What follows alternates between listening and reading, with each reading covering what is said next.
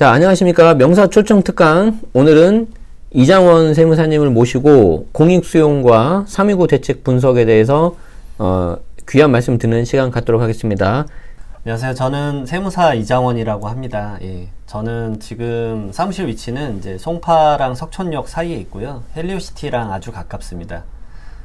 주로 이제 다루는 업무는 이제 양도상속 증여랑 이제 자산가분들의 자산 관리를 많이 하고 있습니다. 그래서 많은 분들이 저에게 이제 자산 관리에 대해서 어떤 팁이 있거나 이런 것들의 상담, 그 다음에 업무 진행을 좀 많이 요청을 하시고요. 사업체 뭐 일반적인 기장 업무는 당연히 세무사로서 하고 있습니다. 고려대학교를 졸업하시고 연세대학교 법무대학원 조세법을 석사를 졸업을 하셨고요. 제 선배님이시고요. 예, 그리고 저서는 나의 토지 수용 보상금 지키기, 요걸로 저희가 좀 인연이 됐잖아요. 네, 그렇죠? 맞습니다. 그때 한번 감사하게도 보내주셔가지고 저도 이제 좀 블로그에 소개드리고, 토지 관련해서 혹시 이제 문의 주시면은 제가 좀 이렇게 사무실 연락처를 이렇게 알려드렸던 기억이 좀 나는데, 이거 또 개정판 내신다고요? 네, 개정판 이번에 3판까지 나왔는데, 네네. 3판이 나오고 나서 그 다음 주에 바로 이제 3.29 대책이 터져서 진짜 미치겠습니다. 네. 정오판을 바로 이제 제 블로그나 유튜브에 올리기는 했는데, 네네. 이 부분에 대해서 오늘 강의를 많이 좀 더 풀어드리겠습니다. 그러면 굉장히 그 최신판이겠네요? 네, 왜냐하면 5월 4일날 이 법령 시행령이 이제 공포가 됐기 때문에 그 부분에 대해서 약간 바뀐 게 있어서, 네네네. 이 토지 수용하시는 분들은 무조건 좀 필독을 하시는 게 좀 좋으실 것 같습니다. 3.29 대책이 이제 나왔는데 사실 네. 모르겠습니다. 저는 모르겠는데 네. 너무 과하지 않나라는 생각도 사실 좀 합니다. 왜냐면 물론 이제 공직자에 계신 분들이 이 정보를 활용해서 네. 말 그대로 그건 투기하신 거잖아요, 진짜로. 네, 그런 네. 부분들은 좀 그런데 이게 나머지 다른 수용 받으시는 분들에게도 사실 많이 피해가 가는 것 같아서, 네. 왜냐면 현장에서 제가 느끼기에는 좀 이런 분들은 억울하겠다라는 생각도 많이 들거든요, 사실. 무슨 말씀인지 알 것 같아요. 그러니까 이건 하나 좀 짚고 넘어가죠. 그러니까 우리가 이제 LH 사태를 통해서 많은 부분들이 좀 드러났잖아요. 분노할 수밖에 없습니다. 예, 그렇죠. 그러니까 거기에 대해서 이제 지금 언제부턴가 묻혔어요. 맞습니다. 안 나옵니다. 기사에 본 적이 없어요, 제가. 혹시 뭐 이렇게 현장에 계시니까 그분들 뒤에 어떻게 뭐 처벌이 됐다거나 아니면 뭐 어떻게 그런 내용 뭐 있나요? 사실 들은 바 없습니다. 거의 없고, 그쵸. 뭐 한다라는 얘기를 어느 정도 듣기는 했는데, 네. 뭐 수사 결과가 사실 나온 게 거의 없다라고 알고 있고요. 몇 분이 이제 기사가 나오긴 했는데, 사실 확 붙였던 분위기인 것 같아요, 지금은. 상황은. 그리고 나서 이제 그러면은 이제 우리가 지금부터 알아보는 이 내용은 어떻게 보면 그에 대한 대책 중에 하나로 이제 토지 관련된 세법이 이제 바뀌는 거잖아요. 이거는 100% 시행이 돼버리기 때문에. 이거는 모든 국민한테 해당되는 거잖아요. 맞습니다. 네, 그 부분이 좀 약간 안 맞는 것 같은데 한번 이제 설명 좀 들어보도록 하겠습니다. 네. 그리고 이게 수용지구만 하는 게 아니라 네. 모든 토지에 대해서 다 적용한다라는 점이 이제 안타깝죠. 그렇죠. 왜냐하면 수용 사건으로 인해서 네. 뭔가 제재 조건이 들어가는 건 좋은데, 그러면 수용 사업에 한정을 한다거나 해서, 왜냐면 수용 관련 감면이나 이 비사업용 토지나 이런 것들이 이미 입법이 다 되어 있는데, 네. 그걸 넘어서 이제 모든 토지 쪽으로 이게 확대가 돼버린 케이스니까 이게 좀 그렇죠. 단기 보유 토지에 대해서 그래서 양도세 중과세율이 어마무시하게 인상이 됐죠. 그래서 뒤쪽에 이제 표 보여드릴게요. 그래서 70%와 60%로 내년부터 시행이 되시죠. 저는 그 정부의 배려라고 생각을 합니다. 여러분들이 이제 주택 세율도 따로 외워야 되지, 토지도 따로 외워야 되지, 얼마나 힘듭니까?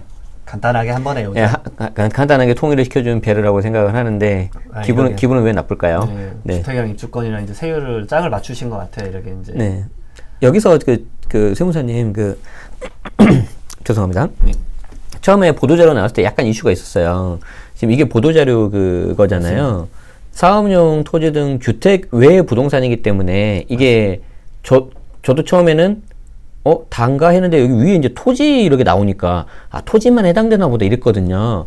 근데 이제 주택 외 부동산이니까 토지 상가 다 들어가는 거잖아요. 그죠? 뭐 입법을 할 때 뭐 어떻게 바뀔지는 모르겠습니다. 아직 입법이 뭐 확실히 된 건 아니기 때문에 바뀔 수 있고, 비사업용 토지가 1년 미만 마찬가지로 70% 60%. 저는 이제 사실 70%라는 세율을 너무 이제 징벌적 과세라고 하죠. 미등기 자산만 저렇게 하잖아요. 네, 왜냐면 미등기 자산이 70%에 이제 지방세에서 77%거든요.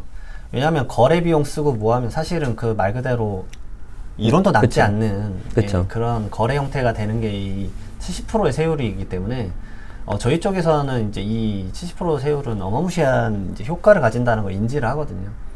근데 여기다가 이제 비교 과세를 하죠. 기본에서 20%, 그러니까 기본 세율, 누진 세율이 20% 추가된 거랑 70%와 비교를 해서 더 높은 추징 세율로 가겠다.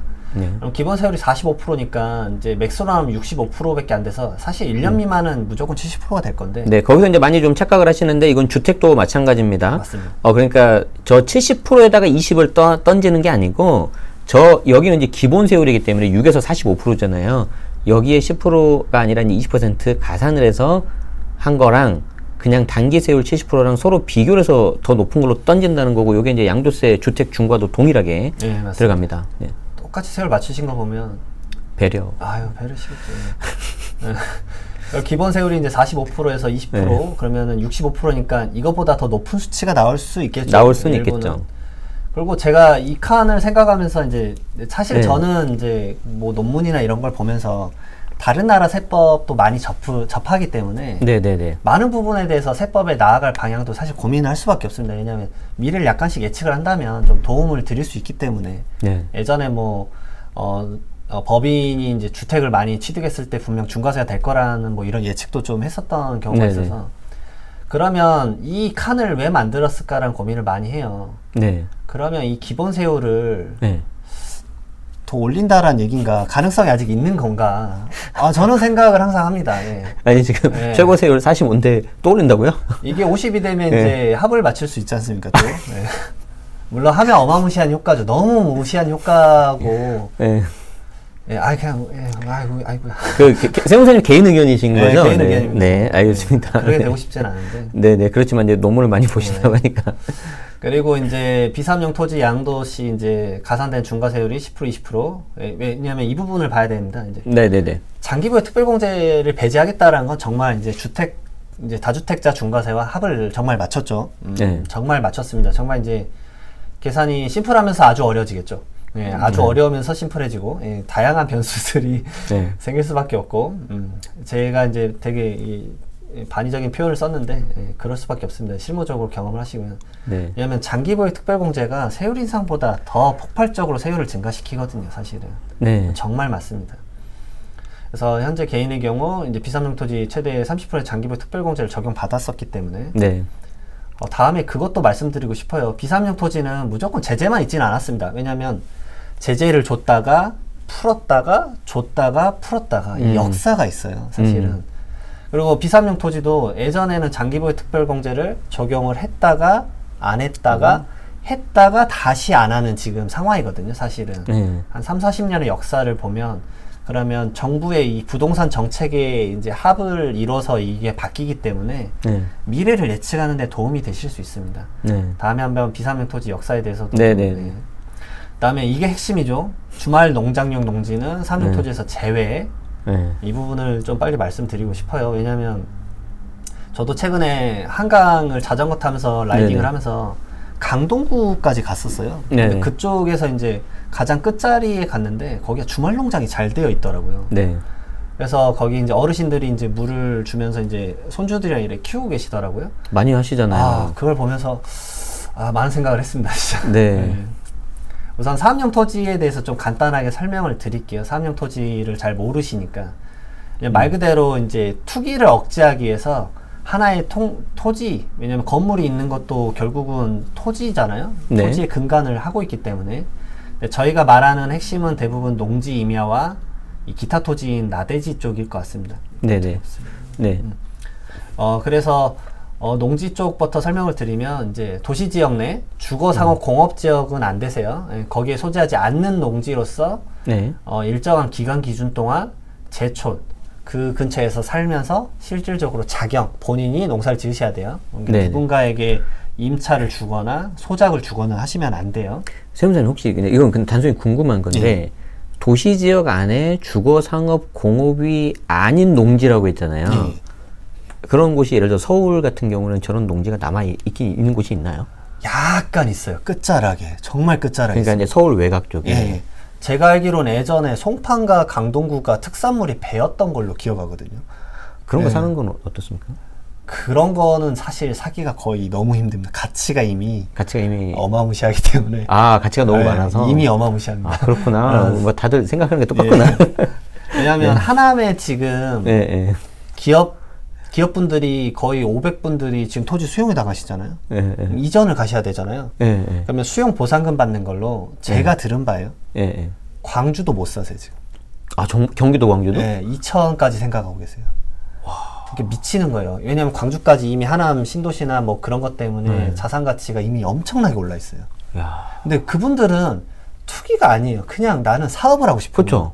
공장 짓고 공장을 하고 싶으세요, 진짜로. 네, 근데 그게 수용돼서 딴 데 가야 되는데 그것 못 가면은. 그렇죠. 근데 보상 받을 때 세금 내셔야 돼요. 법인세든 세금, 그러니까. 양도소득세든. 그리고 남은 금액으로 이제 유사 필지를 그래도 똑같은 면적을 어느 정도 사셔야 비슷한 되잖아요. 면적은 가야 되잖아요. 왜냐면 기계가 들어가거나 그렇죠. 뭔가 설비가 들어가야 되기 때문에 못 사세요. 이거 대체주택하고 비슷한데? 네. 내가 1번에서 2번으로 가고 싶은데, 이거 세금이 내가 깎여버리면 못 가잖아, 이거. 거래 비용 때문에 내 자산 가치는 캐시는 여기까지 낮아져 있는데, 옆에는 개발이익 때문에 이미 올라가 있기 이미 때문에 올라가 있고. 이게 못 가는 거죠. 이제 정말 그런 분들을 정말 많이 접합니다. 왜냐면, 난 그냥 사업만 하고 싶다. 그러니까 그분들, 기업대책위 분들은 대부분 주장하는 게 이제 대토예요. 그래서 일정한 사업지구를 우리에게 주라. 나 거기 가서 다시 사업을 할게. 그렇죠. 근데 문제는 뭐냐면, 그 사업하는 동안 그 토지가 조성되는 기간이 3년 이상 걸려버리기 때문에 그러면 3년 동안 그분들은 뭐합니까? 이제 잠깐이라도 나가서 또 뭔가를 해야 되는데 그렇죠. 사업이 멈춰버리죠. 네네. 그 부분이 좀 환장을 노리신 거죠. 네, 맞아요. 예, 맞습니다. 이 사업이 없어지는 겁니다. 예. 네.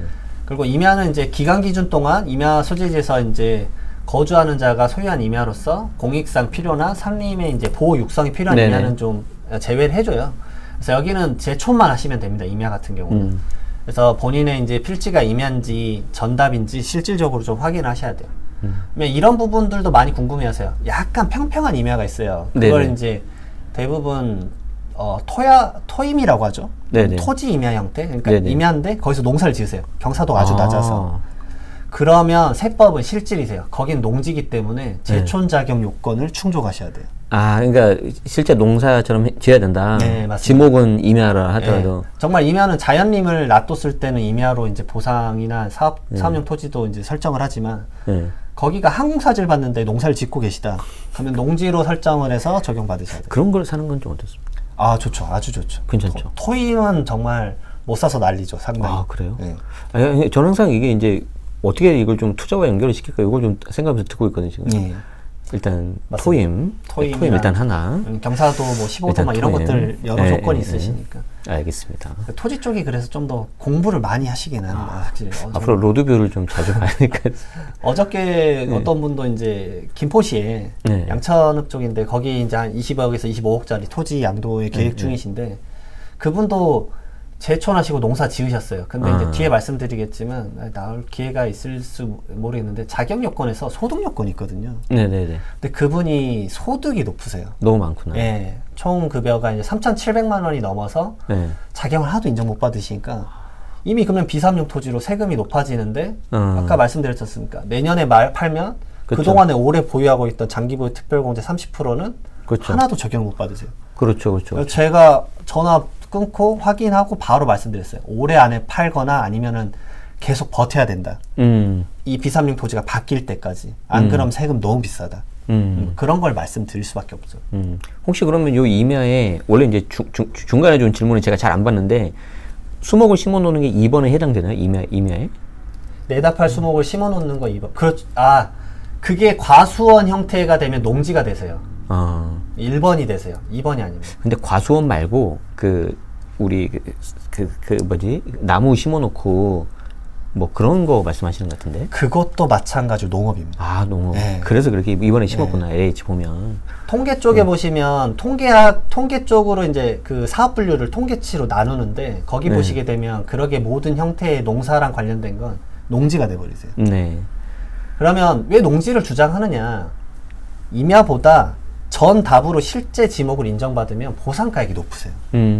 그게 또 핵심이기도 합니다. 그러니까 보상가액 높아지지만 자경감면이나 사업용 토지 농지 쪽을 못 받아서 세금을 더 내느냐. 이걸 좀 따져보셔야 되는 게 또 있죠. 네, 네. 그러니까 뭐든지 명함이 있기 마련이라서. 네, 이제 저희가 또 이제 뭐 정해진 시간도 있고 아직 양이 많기 때문에 진도 먼저 나가고 좀 이제 질문 좀 받겠습니다. 그래서 목장용지 쪽도 이제 축산업을 실질적으로 영위하셔야 되고, 네. 주택 부수토지 아실 거예요. 주택 정착면적의 5배, 네. 도시지역 안은, 그 다음에 도시지역 밖은 10배로 되어 있죠. 그 네. 다음에 별장 건물 부속토지 거의 없으시니까 이런 경우가 있다는 거 알고 계시면 되고, 네네. 기타 토지는 무조건 나대지는 집중을 좀 하셔야겠죠. 왜냐하면 재산세가 비과세 감면되는 토지는 대부분 국가 소유거나, 그다음 지방자치단체, 아니면은 대부분의 이제 도로, 네네. 사도 이런 것들이거든요. 네네. 그다음에 재산세 별도 합산이나 분리과세는 대부분 위에 건물이 있는 형태세요. 대부분 건물이 있는 형태고, 그다음에 거주 또는 사업과 관련이 있는 토지 일부를 좀 빼주는데, 네. 이 부분은 설명하자면 사실 1시간이 넘기 때문에 네네. 여기까지 요 정도만 간단하게. 될 것 같습니다. 그래서 기간 기준 요건이 충족하셔야 되는데, 양도일 직전에 5년 중에 3년 이상을 직접 사업에 사용하거나, 네. 아니면 3년 중에 2년, 아니면 보유기간 총 기간 중에 60% 이상을 직접 사업하셔야 돼요. 그래야 사업용 토지에 들어간다. 그러니까 예를 들어서 20년간 내가 나대지를 갖고 있다가 건물 짓고 바로 파셨어요. 그럼 비사업용 토지세요. 그렇죠. 왜냐하면 이 기간 요건을 충족을 못 하셨어요. 그렇죠. 그러니까 건물 올리고 나서 건물도 2년이 지나야 일반 세율 되시잖아요. 그러니까 2년 정도는 있다가 파시면 좀 낫다. 네네. 그런 게 있다라는 거 알고 계시고요. 오늘 긴 시간 함께 해주셔서 감사하고요. 마지막으로 우리 긴 시간 좋은 내용 설명해 주신 이장훈 세무사님께 한번 감사 박수 하면서 마무리하도록 하겠습니다. 고맙습니다, 세무사. 감사합니다. 고맙습니다. 네. 감사합니다.